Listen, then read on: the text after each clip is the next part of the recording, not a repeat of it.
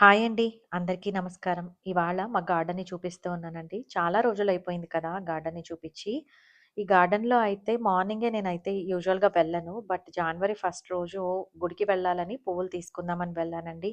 ఎంత బావుందో అసలు నాకు చాలా అనిపిచ్చింది ఫ్లవర్స్ చూసాక.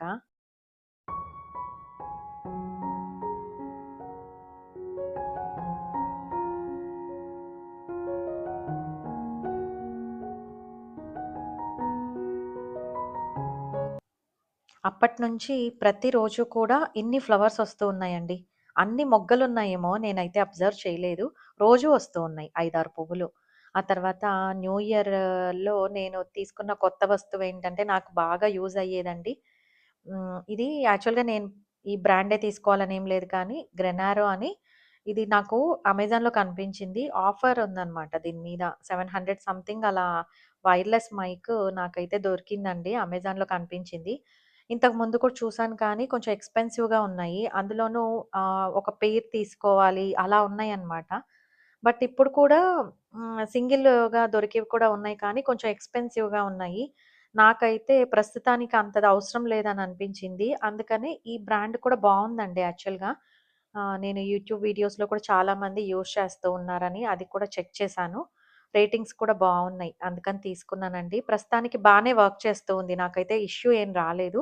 యాక్చువల్‌గా ఇది సెల్ ఫోన్‌కి కనెక్ట్ చేసుకొని ఆహ్, హ్మ్, ఈజీ అనుకున్నా. జస్ట్ కొన్న తర్వాత జస్ట్ అలా అటాచ్ చేయడము, మాట్లాడేసుకోవచ్చు. జస్ట్ మైక్‌లాగా వర్క్ చేస్తుందేమో అని అనుకున్నాను కానీ, నా సెల్ ఫోన్ సామ్‌సంగ్ అనమాట. నా దానికి ఇది సపోర్ట్ చేయలేదండి యాక్చువల్‌గా. అందుకోసమే నేను మళ్ళీ ఆహ్, ఓపెన్ కెమెరా అని ఒకటి యాప్ డౌన్‌లోడ్ చేసుకోవాలంట. కొన్ని ఫోన్స్‌కి సపోర్ట్ చేయదంట. సో, అలాంటప్పుడు ఓపెన్ కెమెరా అనే యాప్‌ని డౌన్‌లోడ్ చేసుకొని, ఆ కెమెరా యూజ్ చేస్తూ మనం మైక్ యూజ్ చేయొచ్చంట. సో, నేనైతే కైన్ మాస్టర్ యాప్ యూజ్ చేస్తూ ఉన్నాను కదా! మామూలుగా ఎడిటింగ్ కోసము. దానికైతే బానే సపోర్ట్ అవుతూ ఉంది కానీ, సెల్ ఫోన్‌లో వీడియోస్ తీయాలి, అట్ ది సేమ్ టైమ్ మాట్లాడాలి అంటే మటుకు నా సెల్‌లో ఉన్న కెమెరా పని చేయట్లేదనమాట. అంటే సపోర్ట్ చేయట్లేదు. సో, మళ్ళీ ఒక యాప్ డౌన్‌లోడ్ చేసుకొని, ఆ యాప్ గురించి మళ్ళీ నేను ఎలా వీడియోస్ తీయాలి, దాంట్లో బ్రైట్‌నెస్ అవన్నీ కూడా అడ్జస్ట్ చేసుకోవాలి కదా!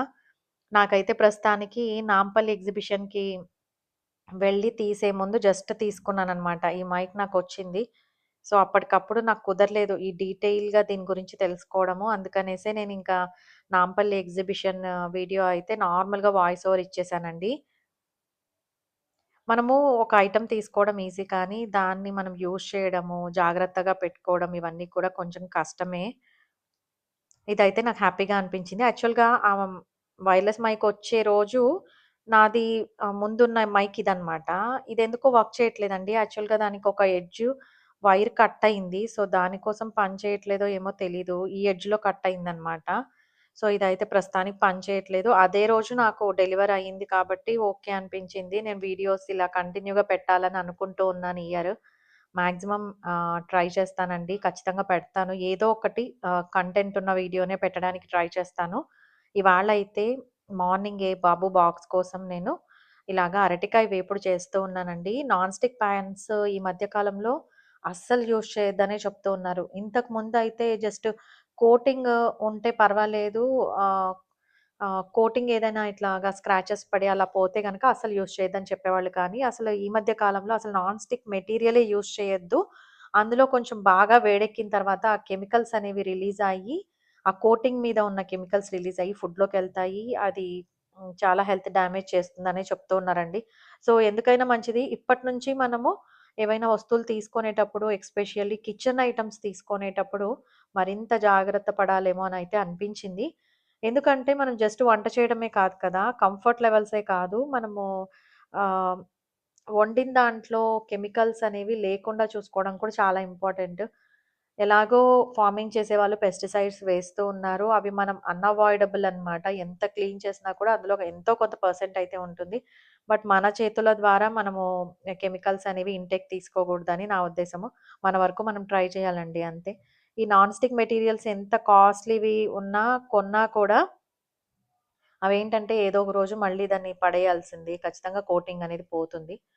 సో, దాని బదులు కొంచెం ప్రైజీగా ఉన్న, ఎక్స్‌పెన్సివ్‌గా ఉన్నా కూడా కాస్ట్ ఐరన్ పాన్స్, తర్వాత ట్రై ప్లై ఇవి తీసుకోవడమే బెస్ట్ అని నా ఉద్దేశము. నార్మల్ స్టీల్ తీసుకోవచ్చు. ఏమి ఇబ్బంది ఉండదు హెల్త్ వైస్ అయితే. బట్ దాంట్లో కుక్ చేయడానికి మనకి ఇబ్బందవుతుందండి. ఫ్రై ఐటెమ్స్ అవన్నీ మనము అందులో తొందరగా అడుగున అంటుకుపోతాయి, మాడిపోతాయి. అందులో కుకింగ్ అనేది అంత ఈజీ కాదు. నార్మల్ సింగిల్ లేయర్ ఉన్న స్టెయిన్‌లెస్ స్టీల్ కుక్‌వేర్స్ అనేవి కష్టమే. అందుకనేసి ఇంకా ట్రై ప్లై 1, 2 అట్‌లీస్ట్ ఒకటి తీసుకున్నా కూడా మీడియం సైజ్‌ది మనం బోలెడన్ని రెసిపీస్ వన్ బై వన్ ఒకటి తర్వాత ఒకటి చేసుకోవచ్చు. లేదంటే ఒకటి క్యాస్ట్ ఐరన్ తీసుకొని, ఒకటి ట్రై ప్లై తీసుకున్నా కూడా మనకి వర్కౌట్ అవుతుందనమాట రెగ్యులర్ బేసిస్ మీద. అందుకనే చెప్తూ ఉన్నానండి. నాది క్యాస్ట్ ఐరన్‌దయితే అగ్రోమెక్‌లో తీసుకున్నాను. ఎప్పటినుంచో కూడా యూజ్ చేస్తూ ఉన్నానండి. ఇనిషియల్ స్టేజ్‌లో ఏదైనా కూడా కొంచెం కష్టంగా ఉంటుంది. ఒక 1 మంత్ అలాగా రిపీటెడ్‌గా వాడుతూ ఉంటే దాని మీదంతా కూడా అది నాన్ స్టిక్ లాగా అయిపోతుందనమాట. అంటే ఆయిల్‌ని ఎంతో కొంత పీల్చేస్తుంది. సో, అది కొంచెం నాన్ స్టిక్ లాగా అయిపోయి తుప్పు పట్టడం అనేది మెయిన్ ఎక్కువగా ఉండదనమాట. ఏ పాన్‌లో అయినా మనము ఫస్ట్ ఏదైనా రెసిపీ చేయాలి అని అనుకుంటే స్టెయిన్‌లెస్ స్టీల్ ట్రై ప్లై అయినా, క్యాస్ట్ ఐరన్ అయినా సరే ఫస్ట్ బాగా వేడెక్కనివ్వాలి దాన్ని.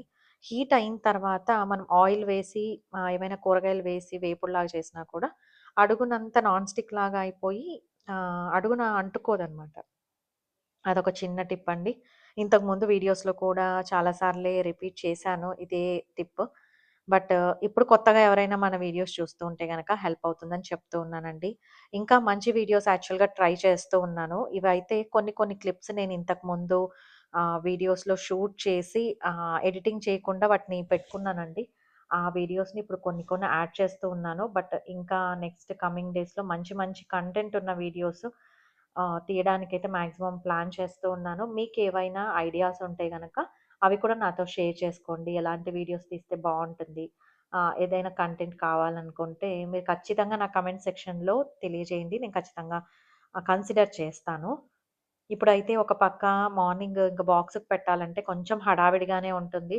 కొంచెం కాదండి నిజంగా నేను మార్నింగ్ టైమ్స్ 8 వరకు ఎంత బిజీగా ఉంటానంటే, ఎవరైనా మాట్లాడిచ్చారంటే నాకు మాటలు రావన్నమాట. గట్టిగా అరిచేస్తూ ఉంటాను. అంత కొంచెం టెన్షన్‌లో ఉంటాను. ఎందుకంటే బాక్స్ పెట్టాలి, ఒక పక్క బ్రేక్‌ఫాస్ట్ చేయాలి, అన్నీ హడావిడిగా అయిపోతూ ఉంటాయి గదా! అందుకనే నాకు కొంచెం ఇరిటేషన్‌గా అనిపిస్తూ ఉంటుంది. ఆ టైంలో ఎవరైనా మాట్లాడిస్తే. మీకెవరికైనా అనిపిస్తుందా? తప్పకుండా నాతో షేర్ చేయండి. ఈ మధ్య కాలంలో అయితే ఇంక మా ఇంట్లో ఆ టైంలో మాట్లాడిచ్చడమే మానేశారులెండి. లేదంటే నేను కూడా కొంచెం ఈ యోగా, మెడిటేషన్‌తో కొంచెం స్లో డౌన్ అయ్యాననే చెప్పాలి. కొంచెం వరకు బెటరు. బట్ ఇయర్‌లో ఇంకా సైలెంట్‌గా ఉండడానికి ట్రై చేస్తాను వీలైనంత వరకు. ఇప్పుడైతే చికెన్ చారువా చేస్తూ ఉన్నానండి. ఈ రెసిపీ దోసలోకి చాలా చాలా బావుంటుంది. మా సిస్టర్ వాళ్ళ వైపు యాక్చువల్‌గా ఇది ఎక్కువగా చేస్తూ ఉంటారు. తన ద్వారా నేను కూడా తెలుసుకున్నాననమాట. మా బాబుకి చాలా నచ్చుతుంది. మాకు కూడా నచ్చుతుంది. యూజువల్‌గా మార్నింగ్ అయితే నేను నాన్ వెజ్ రెసిపీస్ చేయనండి బ్రేక్‌ఫాస్ట్‌కి. బట్ చికెన్ చార్వా మాత్రమే నేను ప్రిపేర్ చేస్తూ ఉంటాను. అది ఈ మధ్య కాలంలో కొంచెం బాబు కోసమని అలా చేస్తూ ఉన్నాను. నచ్చుతుందనమాట మాకు కూడా. అరటికాయ వేపుడు చూసారా? అసలు ఈవెన్‌గా కుక్ అయిపోతుంది. తర్వాత క్రిస్పీగా ఇలా చిప్స్ లాగా అయిపోతాయన్నమాట. మనం కొంచెం ఓపికగా సిమ్‌లోనే పెట్టుకొని కలుపుతూ ఉండాలి. హైలో పెడితే ఐరన్ కదా! చాలా ఫాస్ట్‌గా వేడెక్కిపోయి మాడిపోతాయన్నమాట. అంతే తప్ప ఆ కుకింగ్ మెథడ్ అనేది తెలుసుకుంటే ఖచ్చితంగా ఈజీ అవుతుందండి. నేను బిగినర్స్ కోసము ఎస్పెషల్లీ ఇన్ని సార్లు చెప్తూ ఉన్నాను. చాలామంది కొత్త వాళ్ళకేంటంటే ఎలాంటి కుక్‌వేర్ యూజ్ చేయాలో నిజంగా తెలీదండి. నేను షాపింగ్ మాల్‌లో వాటిలో చూస్తూ ఉంటాను కదా! చిన్న ఏజ్ పిల్లలొస్తారనమాట. వాళ్ళు నాన్ స్టిక్ మీదే ఇంట్రెస్ట్ చూపుతూ ఉంటారు. ఎందుకంటే చాలా ఈజీ గదా! దాంట్లో కుక్ చేసుకోవడము. అసలే కుకింగ్ రానప్పుడు ఇలాంటివన్నీ ఎందుకు మేజర్‌గా వాళ్ళకి నాలెడ్జ్ ఉండదనమాట. అందుకనేసే నాకు చెప్పాలనిపించింది. మనమేంటంటే ఇప్పుడు ఇంకా 15 ఇయర్స్ అలా అయిపోయిన తర్వాత మనకి కుకింగ్ చేసి, చేసి ఎలాంటివి మనకు బెస్ట్ అన్నీ తెలుస్తాయి గదా! హెల్త్ కాన్షియస్ ఒస్తది ఏజ్ పెరిగే కొద్దీ. ఇవన్నీ ముందే ఉంటే ఇంకా బెస్ట్ ఏమో అని అనిపిస్తుంది ఈ నాలెడ్జ్. అందుకని చెప్తూ ఉన్నాను. ఇప్పుడైతే దోసలు నేను మల్టీగ్రెయిన్ అండి. ఇందులో రాగులు, క్వినోవా, కొర్రలు, తర్వాత బ్రౌన్ రైస్, పొట్టు మినపప్పు. మెంతులు ఇవన్నీ వేసి నేను ఆహ్, మామూలుగా దోస పిండి ప్రిపేర్ చేసుకుంటూ ఉంటాను. ఇవాళ కూడా అలాగే బ్యాటర్‌తో దోస వేశాననమాట. టిఫిన్ అయితే ప్రిపేర్ అయిపోయింది. ఇంకా బాబు బాక్స్ కోసం అయితే నేను పులిహోర చేశానండి. అరటికాయ వేపుడు. ఆ తర్వాత కర్డ్ అయితే పుల్లగా అయిపోతుంది అంటూ ఉంటారు కదా పిల్లలు. అందుకోసం రైస్ మెత్తగా కలిపేసి అందులో కొంచెం ఫ్రెష్ పాలండి, వేడి చేసిన పాలు. అందులో పెరుగు వేసి కలిపి పెడితే గనక పిల్లలకి మధ్యాహ్నం చాలా ఫ్రెష్‌గా అనిపిస్తుంది పెరుగు. అంటే అందులో పెరుగే ఎక్కువుండాలి. పాలు కొంచెం తక్కువుండాలనమాట. అప్పుడు మళ్ళీ ఫర్మెంట్ అయ్యి ఫ్రెష్ కర్డ్ తయారవుతుంది వాళ్ళకి ఆ రైస్‌లో. బావుంటుంది టేస్ట్. అంటే పులిసినట్టు అనిపించదనమాట. ఇప్పుడైతే ఇంకా బాక్స్ పెట్టేసి 11కి అలాగా పుదీనా కషాయం చేశానండి. ఇది అయితే నేను ఐకియాలో తీసుకున్నాను యాక్చువల్‌గా స్ట్రైనర్ లాగా ఉంది కదా! అది. అందులో ఏవైనా ఆకులు వేసుకొని మనం కషాయాలు చేసుకోవచ్చు. దాల్చిన చెక్క వేయొచ్చు, లవంగాలు, ఇలాగ జామాకులు, నేరేడాకులు ఎలా అయినా అండి. ఇంకా మన ఇంట్రెస్ట్‌ని బట్టి దాంట్లో వేసి చేసుకోవచ్చు. గ్రీన్ టీ ఆకులుంటాయి గదా! అవి కూడా వేసి మనం కషాయంలాగా చేసుకోవచ్చు. కానీ గ్రీన్ టీ పౌడర్ దొరుకుతుంది. అది అయితే నాకు వర్కౌట్ అవ్వలేదు దీనివల్ల. ఈ స్ట్రెయినర్ నుంచి కిందికి ఆ పొడి అంతా వచ్చేస్తూ ఉందనమాట. మళ్ళీ ఫిల్టర్ చేసుకోవాలి. ఇంకా దాని పర్పస్ వేస్ట్ అనిపిస్తుంది కదా! అందుకని చెప్తూ ఉన్నాను. ఎవరికైనా ఐడియా ఉంటే చూడండి. మా మమ్మీ వాళ్ళు యాక్చువల్‌గా శ్రీలంకలో నాకు గ్రీన్ టీ పౌడర్ తెచ్చిచ్చారనమాట. దానికోసమనే తీసుకున్నాను కానీ, ఆ పౌడర్ మరీ ఫైన్ పౌడర్‌లాగా ఉండడం వల్ల నాకు ఇది వర్కౌట్ అవ్వలేదు దానికైతే. ఆ తర్వాత ఇంకా ఆరెంజ్ జ్యూస్ మా బాబు స్కూల్ నుంచి వచ్చే లోపల రోజు ప్రతిసారి ప్రిపేర్ చేస్తూ ఉంటానండి. అంటే ఎవ్రీడే ప్రిపేర్ చేస్తూ ఉంటాను. ఖచ్చితంగా స్కూల్ నుంచి వచ్చే ఒక 5-10 మినిట్స్ ముందు ప్రిపేర్ చేసి పెడతాను.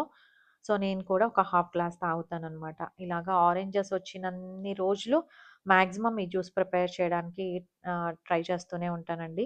యాక్చువల్‌గా ఈ జ్యూసర్ నాకు బాగా హెల్ప్ అయింది. ఇంతకుముందు నా దగ్గర ఆరెంజ్ మోసంబి జ్యూసర్ ఒకటుంది కదా! అదేంటంటే మోసంబీలకు మాత్రమే పనికొస్తుంది. అంటే ఆరెంజెస్ గ్రీన్‌వుంటాయి గదా! వాటికి పనికొస్తుంది. ఇలాంటి కమలా పండ్లుంటాయి కదా! ఆరెంజ్ లాగా ఉంటాయి ఆరెంజెస్. వాటికి అది సెట్ అవ్వదనమాట. అంటే పల్ప్ నుంచి కంప్లీట్ జ్యూస్ అనేది రాదు. పండిపోయి ఉంటుంది కదా! అందుకనేసి ఇదైతే బా హెల్ప్ అయింది. నాకు తక్కువ ప్రైస్‌లోనే వచ్చిందండి. అమెజాన్‌లో తీసుకున్నాను.